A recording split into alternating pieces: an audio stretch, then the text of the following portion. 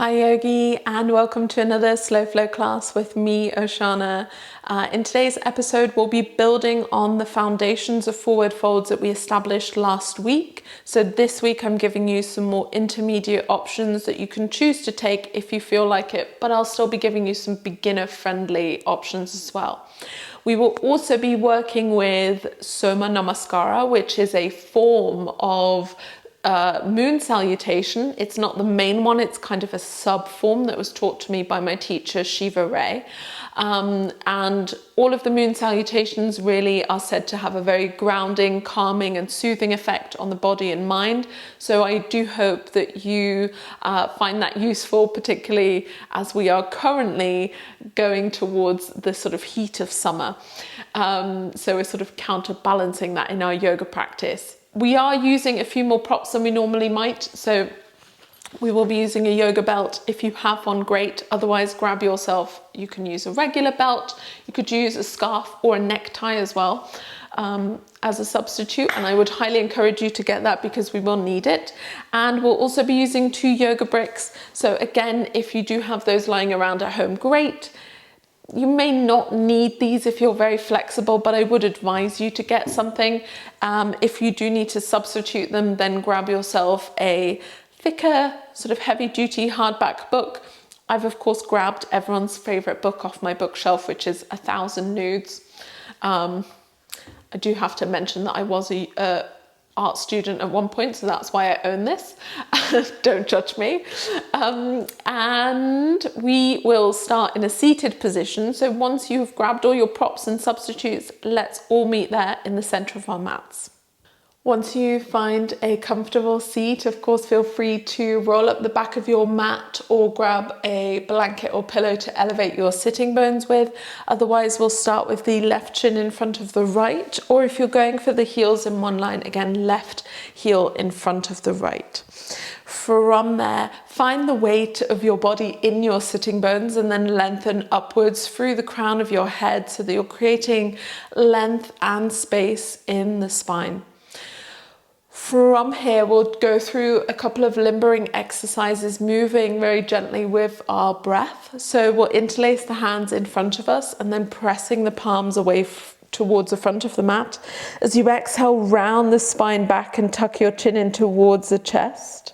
On the inhale, lift your palms up towards the ceiling and lengthen through both sides of the waist to lift up. On the exhale, release the hands behind your back.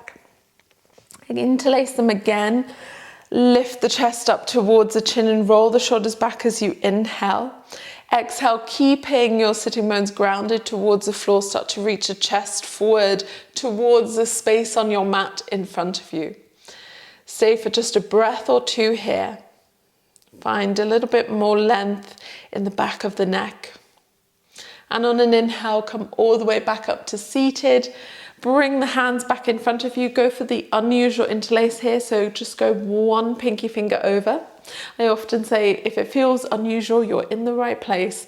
And then press the palms away from you towards the front of the mat. As you exhale, round the spine towards the back. Tuck the chin in towards the chest. Inhale to lift the palms up and lengthen sides of the waist, reaching upwards towards the ceiling. Exhale, release the hands behind the back again. Go for that unusual interlace. Lift the chest, roll the shoulders back as you inhale. Find your sitting bones and then start to hinge forward from the hips, aiming the center of your chest towards the mat space in front of you, but never going so far that the sitting bones lift. And staying for just a breath or 2 here. Soften the elbows if you can. On an inhale, come all the way back up to seated, and we'll change the cross of the legs. So either right shin in front of the left, or you'll have the right heel in front of your left. From here, we'll frame the left thigh with both hands. As we inhale, we're going to press into our fingertips and ground our right sitting bone down and back. And as we exhale, we'll start to hinge forward, again, folding in towards our front thigh. And we can do that a couple of times, moving with our own breath. As we exhale, we fold forward. We're lengthening through the right side of the body. As we inhale, we press a little bit of weight back into that right sitting bone to make sure it stays grounded. And we'll do that all on the second side. So we'll frame the right leg, we'll press a little bit of weight into that left sitting bone as we inhale here. On the exhale, starting to fold towards the right thigh. And again, moving just a few times with your own breath cycle. Inhale to lengthen and exhale to fold for the last time here. As you come back through center, we'll move into what I'm now referring to as archer's twist. So we'll bring the palms to touch all the way forward at shoulder height. From here, as if we're going to pull or put some tension on a bow and arrow, we're going to make a fist with our left hand and then pull that left hand all the way across the chest until it reaches the back of your mat. You can take the gaze with you if that's okay for your neck. So you could be looking at your back thumb and then release the back hand as if you were following an invisible arrow. Bring your gaze towards your front thumb and then exhale, bring both hands to touch at the front of the mat. From here, take an inhale. And we'll do that on the second side. As you exhale, make a fist with your right hand, pull the right hand all the way across your chest, really consciously pulling, and then reach the hand all the way back. Maybe your gaze is at the back thumb, and then you release the back hand, travel forward with your gaze as if you're following that invisible arrow. As you inhale, bring the palms to touch. And one more time on each side as you exhale, expand the left hand back, bringing tension on your bow. And then exhale, we follow the arrow all the way forward. Inhale, the palms touch. And final time on the right side as you exhale, pull the right hand back, put the tension on the bow, take the gaze back if you wish. Exhale, follow the invisible arrow forward and then bring the palms to touch. Place your hands on the floor in front of you. Of course, you can always shimmy the legs out from underneath you in a different way. Otherwise, shift your weight into the hands, roll onto your knees and come all the way into a kneeling position. Now we'll want to find that position at the very, very back of the mat. So you might have to shimmy your way there. From here, hands on top of the thighs.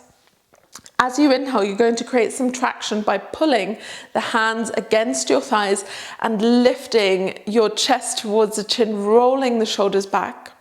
Take an inhale here, lift a little bit higher through the center of your chest. As you exhale, press the thighs away, round the spine, and then see if you can bring your forehead all the way towards your knees into a really rounded child's pose. You can have the hands behind you towards the feet with the palms facing up.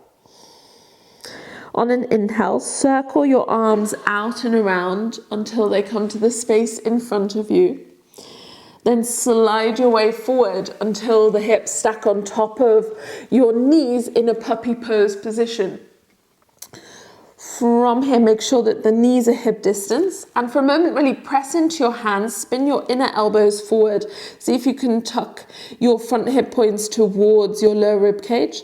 And exhale, release your chest and chin towards the floor. Of course, if there's any neck issues, keep the chin tucked in and release simply your forehead. And we'll move here 2 more times with the breath. As you inhale, press into your hands. Actively spin the inner elbows forward. Draw your lower rib cage in towards your front hip points. Exhale, allow the chest to draw down. One final time with your own breath cycle. Limbering into our upper spine. Then from here, make sure that your elbows are shoulder distance. Bring your forearms all the way to the floor, stack the shoulders on top of your elbows and tuck one set of toes under at a time so that you come into a forearm plank. Really press the floor away with your forearms, reach the heels back, crown of the head reaching forward. Stay for your final few rounds of breath, really tucking your ribs towards the hips at the front body so that you're really engaging and pressing the floor away very actively. As you exhale, release your hips to the ground into Sphinx pose, untuck your back toes. See if you can make this a really active Sphinx pose. Make sure that your elbows are about 1 inch in front of your shoulders.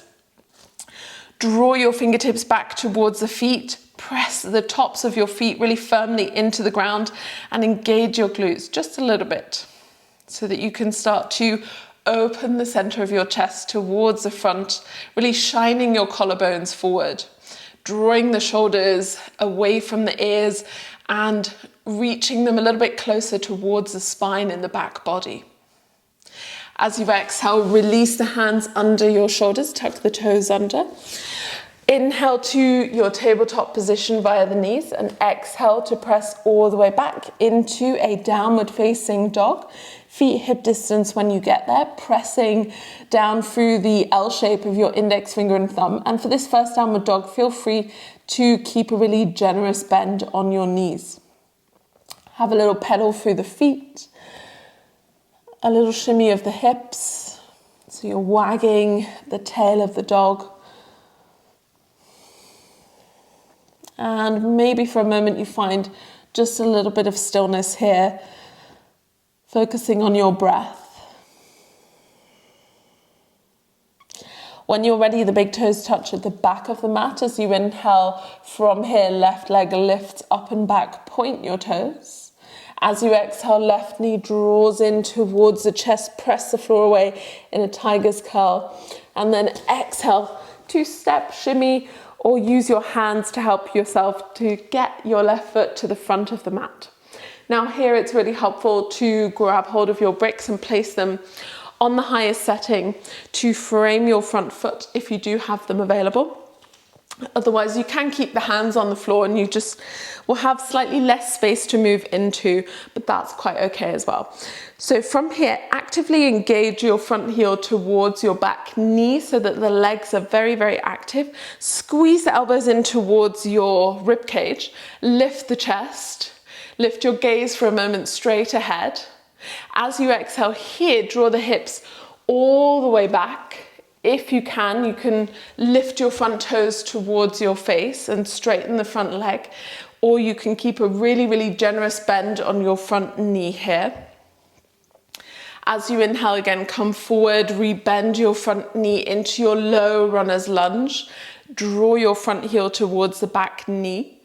Exhale to let the hips move back, maybe the front toes lift. And just one final time, as you inhale, draw the hips forward, open the chest, open the collarbones.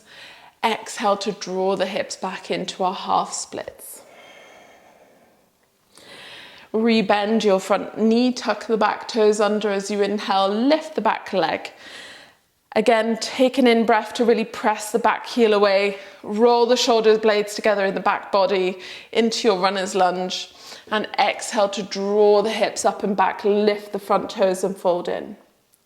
And again, just 2 more times, moving with the breath as you inhale into your runner's lunge, exhale to press back. Final time here.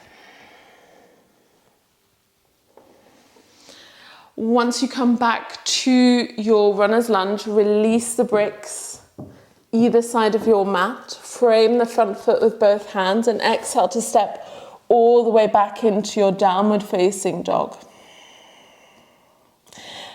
With the inhale, lower the knees to the ground, untuck your toes, and let your sitting bones come all the way to the heels as you exhale into your kneeling position. Bring the hands on top of the thighs as you inhale, slide the hands up the thighs, roll the shoulders back and arch the chest towards your chin. Exhale to round the spine back, pressing the hands into your thighs.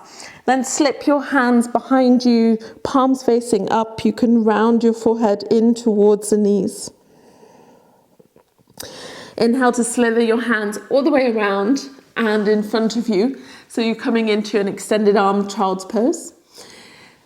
On the inhale, slide your way forward on the mat. Make sure that your knees are directly under the hips.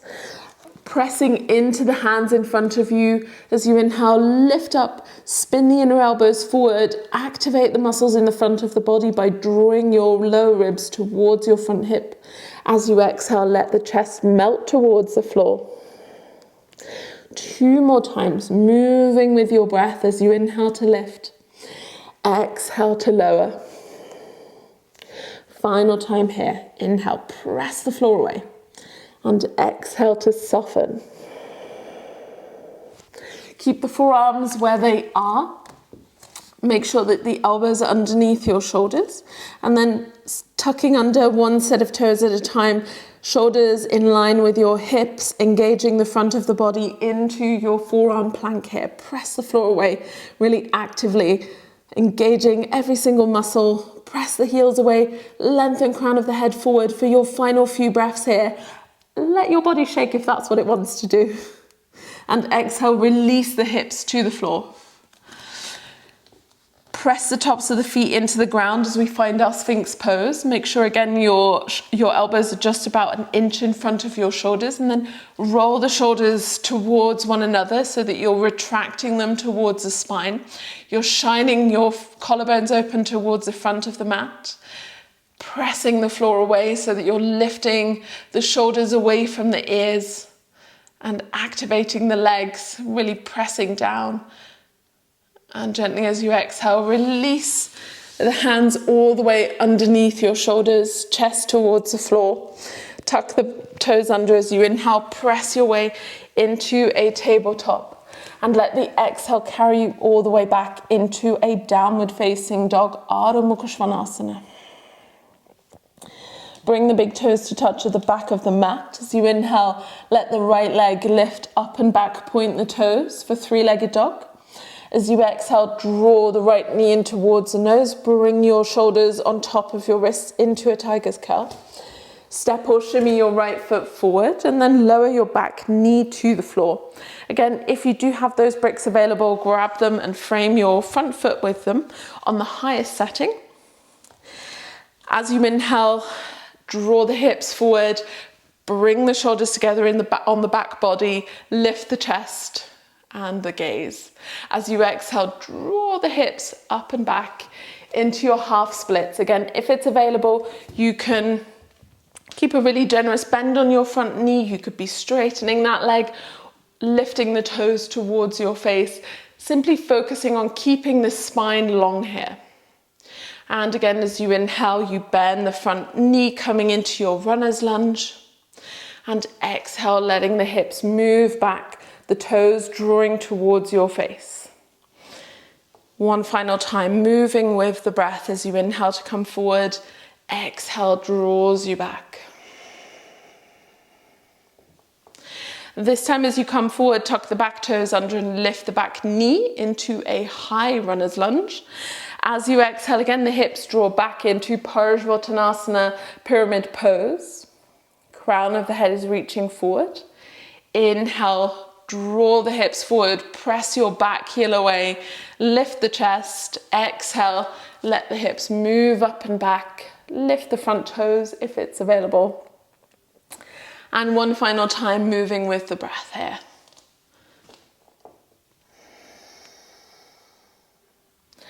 Gently as you inhale, rebend the front knee.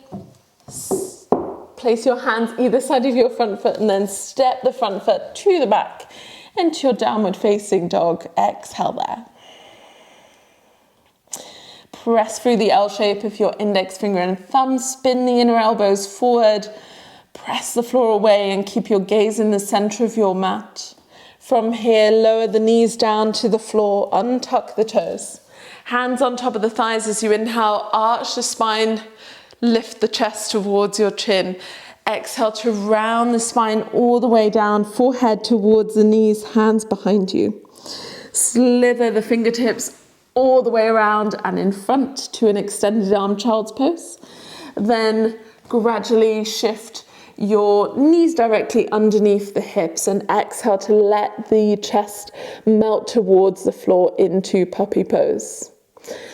Keep the forearms where they are, plant the elbows under the shoulders, shoulders in line with the hips, gently tucking under one set of toes at a time to come into your low plank. Press the floor away. Stay for a breath, then exhale, release the hips to the ground into Sphinx pose, making it a very active Sphinx, drawing the fingertips back to the space behind you. And exhale, release the chest to the floor. Gently tuck under your toes as you inhale, come into your tabletop, and exhale all the way back into your downward facing dog. Gently from here, let's bring the big toes to touch and then lift the right leg up and back as you inhale into your three-legged dog. As you exhale, draw the knee in towards the chest, step or shimmy the right foot forward. Grab hold of your bricks on the highest setting again. Plant them either side of the front foot. Of course, again, you could have the hands on the floor if that's helpful. And then draw your back knee in towards the chest and step or shimmy, press the foot in front of you as you descend the hips with control, stepping the leg all the way through. From here, bend both feet, hip distance in front of you. Gently, hands come in front and you're going to lower all the way onto your lower back. Use your abdominal muscles here to really press your lower spine into the ground, and you can stay here. This is variation 1. Variation 2, you can draw your left knee into the chest and reach your right big toe forward, floating the foot about an inch or two above the floor, very, very actively lifting the chest in towards this top knee, having the arms floating either side here. Stay for your final couple of breaths. For another 10, 9, 8, don't slack off now, 7, 6, 5, 4, 3, 2, and 1. Release your right foot to the floor. Interlace the hands in front of your left knee and draw it in towards your rib cage or slightly past it so that you're aiming towards the armpit. And from here, if you haven't got it nearby like I do, then briefly go grab your belt. So from here, bring the belt onto the ball of your foot. So you do want to make sure that it's on the ball of the foot and not in the center anywhere. And from here you can release, if you have enough space on the belt or scarf that you're using, release your upper arms all the way to the floor so that you can squeeze your elbows in towards the rib cage, and you can keep a really generous bend on the top knee, but you're focusing on pressing the ball and heel of the top foot towards the ceiling and really sunshining the toes apart, spinning the fingertips towards your face. Now, if it's within very easy reach, then you can extend the top knee all the way. And from here, our main aim is to actually draw the top heel all the way down towards the floor. So we're making a stronger connection of our top thigh bone into the hip socket. Optional here to straighten the bottom leg and flex the right toes towards the shin so that you're active in your bottom leg as well. And gently from here, switch both ends of the belt into your left hand and spin the left elbow into your rib cage. Press your right hand on top of the right hip so that you're really grounding the right hip down. Turn your left toes out towards the side and then gently allow the foot to open and follow the toes. So you're bringing the top leg into an external rotation. Now, if the leg comes very close to the floor, you might find that arm position a little bit uncomfortable and you'll have to shimmy the hand a little bit closer to the foot. And from here, again, you could still have the top knee bent. That's not a big issue. But see if you can think about the breath very actively. You might even find it helpful to visualize the breath. So as you inhale, think about inhaling through the right heel. Bring the breath all the way into the pelvic bowl, and then as you exhale, send it out through your left heel. So over time, you're gradually sending a signal to your mind through the breath that everything is a-okay and that the brain is allowed to release the muscles. There's no danger in stretching right now. So you're gradually sending that signal. And one of the beautiful things about our yoga practice is that over time we start to understand that connection of the mind and breath to the body. And gradually here on an inhale, use your breath to bring the leg back up towards the ceiling and then swap both ends of the belt into your right hand. Again, tuck that right elbow into the rib cage. Take your left thumb and press it in towards the left hip crease, and then use your other 4 fingers to press the hip forward to the front of the mat. So you're slightly externally rotating it and grounding it down to the ground. From here, your top toes turn to the right, and then you're going to allow the foot to follow in that direction into an internal rotation. But be really careful here not to allow the hip to lift. So there's not a lot of movement here as you go into internal rotation, because there is, an entire pelvic and hip bone area in the way, so to speak. So you really probably have only an inch or 2 for the foot to move to the side. But you may be able to take yourself into a deeper IT band stretch by drawing the foot a little bit closer towards your face over time. And again, we'll stay just for a couple of rounds of breath here. And gradually, when you're ready, bring the foot back into center, split the belt into both hands. And if you still have a really bent top knee, then here you could gradually start to press through the ball and heel of the foot to straighten the leg to 90-degree angle. Or if you wanted to go past that, you can take your elbows out to the side and start to draw the foot a little bit closer towards your face. You might want to walk the hands a little bit further up the belt if that's helpful here. Again, we stay for a few rounds so that we can start to tap into that breath with each exhale, sending a little bit more softness through the top leg so that we can fold a little bit deeper, really using our breath to our advantage.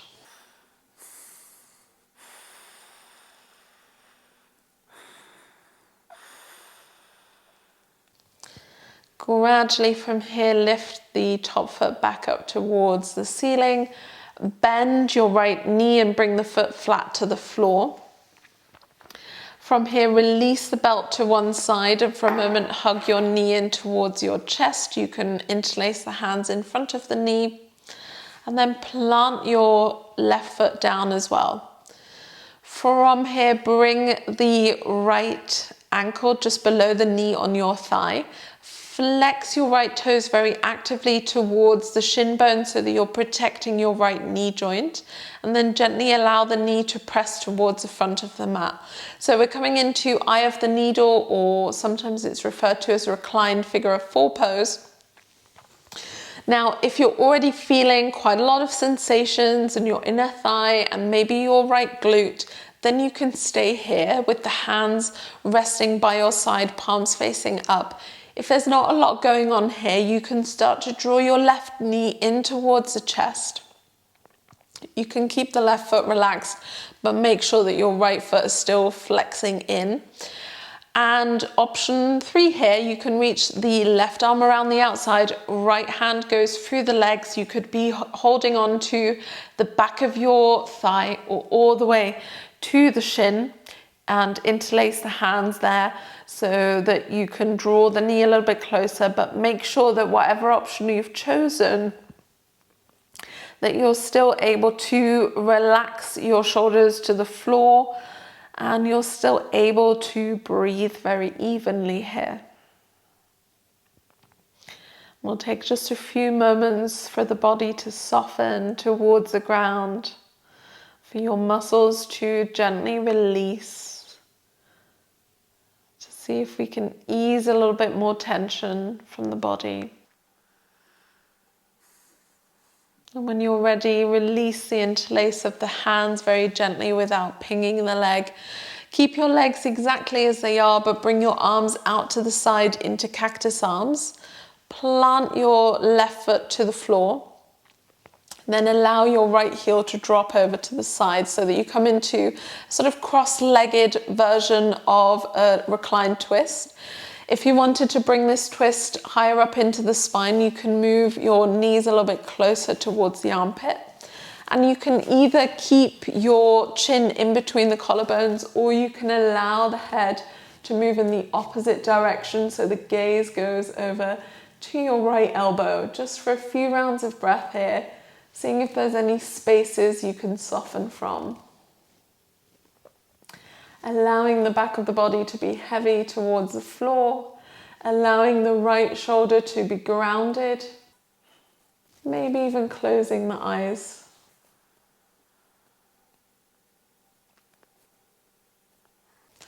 Gently on an inhale, press into the outer edge of your left foot.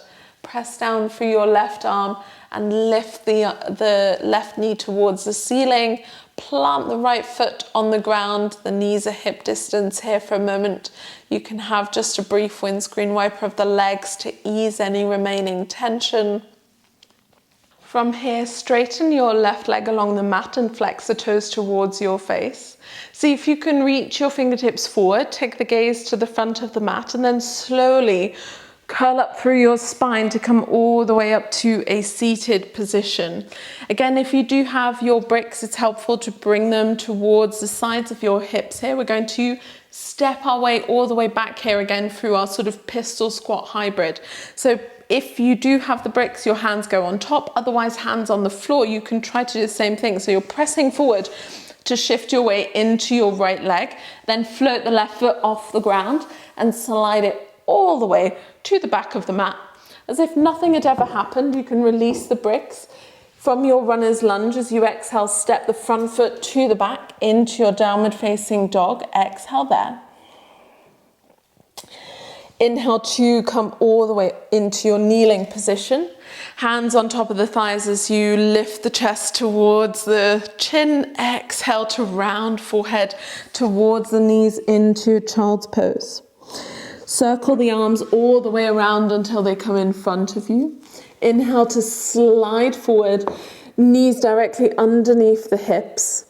Exhale to let the chest sink all the way towards the ground into our puppy pose. Upper spine reaching down. On the inhale, bring your elbows under your shoulder line. Tuck one set of toes at a time under to come into your low plank. Tuck again your lower ribs in towards your front hip points and press the floor away. Crown of the head reaching forward, heels pressing back. Exhale, release the hips to the ground into Sphinx pose. Press the tops of the feet down, engage the legs and pull the chest forward between your arms by drawing the fingertips back, lifting crown of the head away from your shoulders and pressing the floor away. Exhale to release the chest down, hands underneath your shoulders. Inhale, come all the way up to your tabletop and exhale to press back to downward facing dog. Big toes touch at the back of the mat. As you inhale, left leg lifts up and back into three-legged dog. As you exhale, left knee in towards the nose, press the floor away for tiger's curl, and then step or shimmy the foot forward towards your hands. Again, helpful to have those bricks nearby.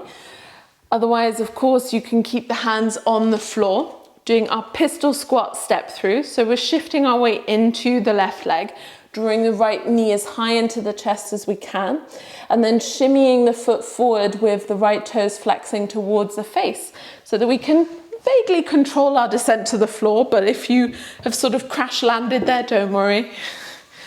We always joke in class that plopasana is still a valid form of asana. So we'll reach the fingertips forward and again come onto our lower back here. Preparing for our low boat pose. So we'll draw the right knee as high into the chest as we can, lifting our right shoulder towards the knee, engaging the abdominal muscles and pressing them down towards the floor. And then optional to float the left toes towards the front of the room so the heel is just an inch or two above the floor. And we're smiling at our right big toe so that we're not engaging our facial muscles in a bad way. We're not tensing up, and we stay for our final 10, 9, 8, 7, 6, 5, 4. Press your lower back down. 3, 2, and 1. Hug your right knee into the chest. Bring the left foot to the floor and bend the knee up towards the ceiling for a moment. See if you can aim the knee a little bit closer towards your left armpit, so your right armpit, so that you come a little bit deeper into that hip stretch.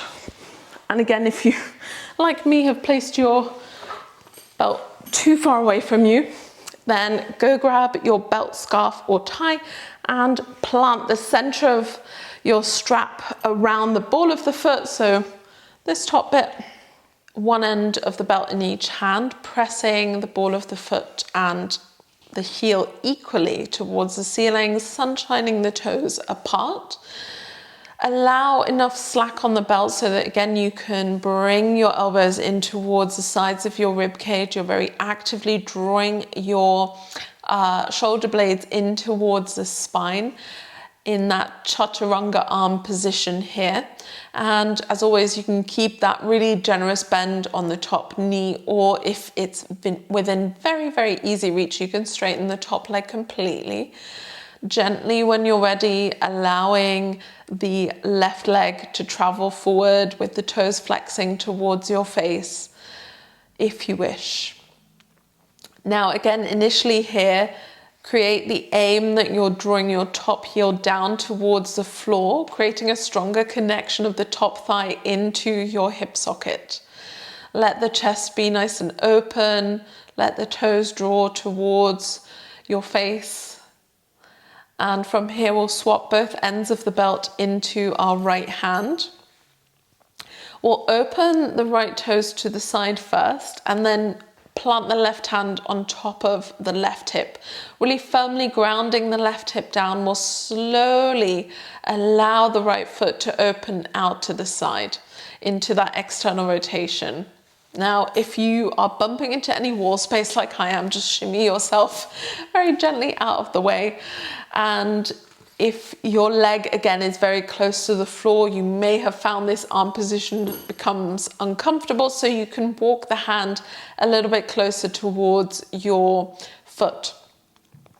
And again, without allowing your left hip to lift up, you gently might find a little bit of stillness, a little bit of connection to your breath here.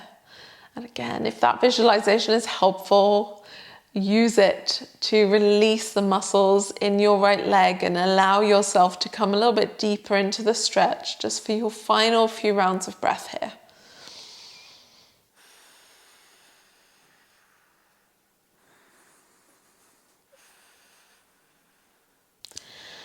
Gently use your inhale to bring the foot back up towards the ceiling and swap the belt into your left hand. Again, tuck the left elbow in towards your rib cage, spin the fingertips towards your face.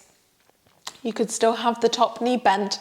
We'll take the right thumb here and place it to the hip crease, and then use our other four fingers to spin the hip towards the front of the room, or towards the front of the mat rather. And from here, allow your top foot for the toes to turn towards the left edge of the mat, and then let the foot follow just a couple of centimeters, maybe an inch or two at the most, still making sure that your right hip is pressing down into the floor as much as it's reaching the foot over to the left side of the mat. So even though you're in that internal rotation, you're still keeping the grounding, and you're really making sure that it's a true range of motion. You're not sort of cheating yourself. Gently on an inhale, bring the foot back into center and split the belt into both hands. Again, option one here to work from a bent knee towards a straight 90-degree angle. Option two, you can take the elbows wide and start to work the foot towards your face. Again, if it's helpful at this point, you can walk the hands up the belt towards the foot. And we'll stay just for a few rounds of breath so that we can start to dedicate a little bit of time to connect into the breath. And maybe you're able to use your breath as an ally into softening. Over time, gradually, as you exhale, finding a little bit of space for the leg to come closer towards you. Letting yourself be drawn towards the ground by gravity, feeling into the stretch, but not being overwhelmed by it. So not working too deeply at any point.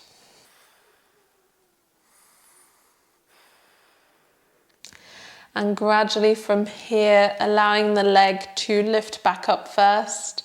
You can release the belt here by bending your top knee.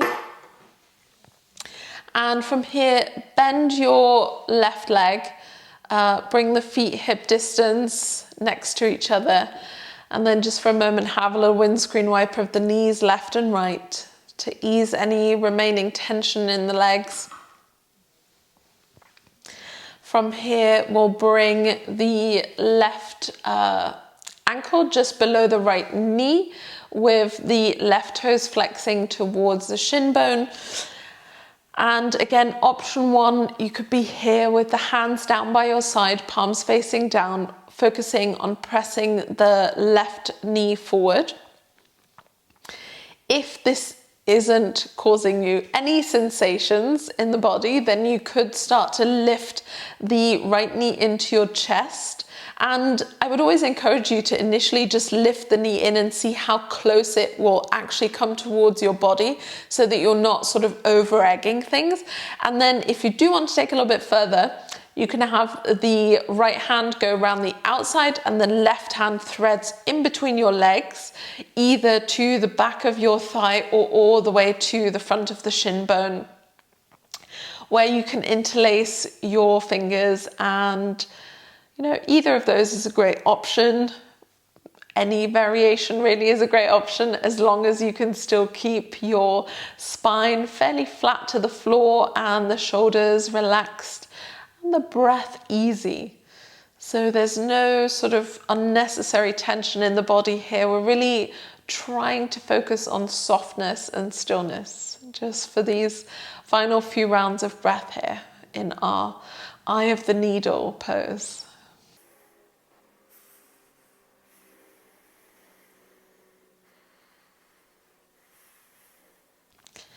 Gradually here, release the fingers.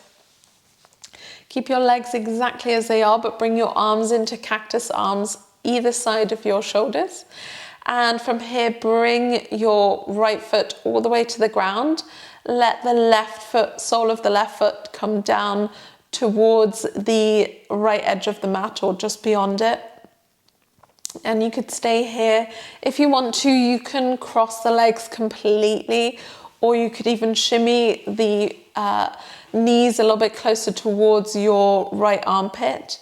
And again, options for the head, you could keep the chin between your collarbones, or you could allow the gaze to travel in the opposite direction to the legs. So might be taking the gaze over towards your left armpit or elbow, maybe closing the eyes completely if that's comfortable, or just softening the gaze, just finding a few moments of stillness here in this reclined twist.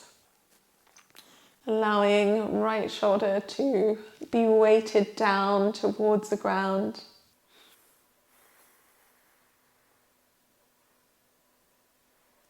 And gently on your next inhale, press into the outer edge of your right foot and the right arm to lift your right knee back to the ceiling. From here, left leg unravels, and you can straighten your right leg all the way forward. And then gradually bring the hands down by the sides of the hips with the palms facing down. Press down for your left foot, reach the fingertips forward and see if you can, as you exhale, curl up through the spine to come to a seated position. If you do have your breaks and you want to use them, again, you're going to place them on the highest setting either side of your hips. Otherwise, you can try and do this with your hands on the floor as well. So you start to shift your weight forward into your left leg. You might have to walk the hands a little bit further forward to float the right foot all the way back with the toes still flexing towards your face. You come into a runner's lunge. You might have to remove your bricks here. And then you frame the front foot and exhale to step all the way back into your downward facing dog. And just stay here for a couple of rounds of breath. Find your perfect alignment with the feet hip distance, pressing equally through both hands, index finger and thumb. Allowing the gaze to be soft, spinning the inner elbows forward and lengthening the sitting bones up and back. creating space in the body and allowing it to return to symmetry. Gently as you exhale, release the knees all the way to the floor. Let your sitting bones draw back towards the heels, and for a moment really press through the hands. You can have the knees as wide as is comfortable so that you can bring the belly between the thighs and rest the forehead either on a mat or on a brick on the lower setting or medium setting. For a moment, connect to the movement of breath in your body. Feel the inhale pressing the belly towards the thighs. Let the exhale soften the upper body towards the floor. And take this final moment as an opportunity to check in with yourself, to notice the state of your mind, the state of your emotions, your physical body after your practice. Notice any difference to how you felt earlier in the day, the positives and the negatives. Simply creating a little bit of a checklist for yourself. And then gently from here, walk the hands in towards yourself and round through the spine to come all the way up to a seated position. You can stay in a kneeling position if that's comfortable for you, otherwise finding any comfortable cross-legged position, etc. Bring the palms to touch in front of the center of your chest, bowing the forehead towards your fingertips.